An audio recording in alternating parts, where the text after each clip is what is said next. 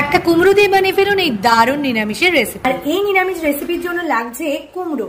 আজকে কুমড়ো একদম খোসা শুদ্ধ একটা দারুণ রেসিপি করে তোমাদেরকে দেখাবো। অবশ্যই এটা বাড়িতে বানিয়েও এই নিরামিষ রেসিপিটা সবারই ভালো লাগে। নমস্কার, আমি সায়ন্তনী হুগলি থেকে চলে এলাম আবার একটা দারুণ রেসিপি নিয়ে। এর জন্য লাগছে একটু সর্ষের তেল। সর্ষের তেল গরম হলে তার মধ্যে 5 ফোড়ন, শুকনো লঙ্কা, তেজপাতা ফোড়নে দিয়েছি, একটু নুন আর হলুদ দিয়ে একটু নাড়াচাড়া করে তার মধ্যে ডুমো করে খোসা শুদ্ধ কেটে রাখা কুমড়ো দিয়ে আবার একটু নাড়াচাড়া করে চাপা দিয়ে সেদ্ধ করছিলাম।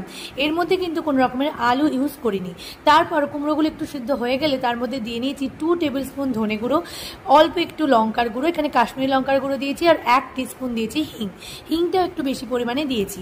তারপরে একটু নাড়াচাড়া করে মশলাগুলো বেশ কষে গেলে ওপর থেকে দিয়ে নিয়েছি কুচি করে কেটে রাখা একটা টমেটো, দিয়ে আবার একটু নাড়াচাড়া করে অল্প একটু জল দিয়ে বারবার করে কষিয়ে নিচ্ছি যাতে কাঁচা কুমড়োর গন্ধটা কেটে যায়। তারপর সেটাকে একটুখানি চাপা দিয়ে রান্না করবো, আর চাপা দেওয়ার আগে ছড়িয়ে দিয়েছি অল্প একটু চিনি। একটু মিষ্টি মিষ্টি হবে এই রেসিপিটা, যত মিষ্টি হবে তত খেতেও কিন্তু সুন্দর হবে। তারপরে আবার একটু জল দিয়ে বারবার করে চেক করছিলাম যে কুমড়োটা যেন সিদ্ধ হয়ে যায় কিন্তু বেশি না গলে যায়। তারপরে অপর একটু নুন আর একটু আমচুর পাউডার 1 টেবিল স্পুন মতো দিলেই এই দারুণ কুমড়োর রেসিপিটা রেডি হয়ে গেল।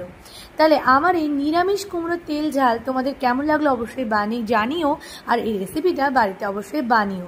আজ গেলাম, দেখাবো এবার অন্য কোনো রেসিপি। ততক্ষণ টাটা।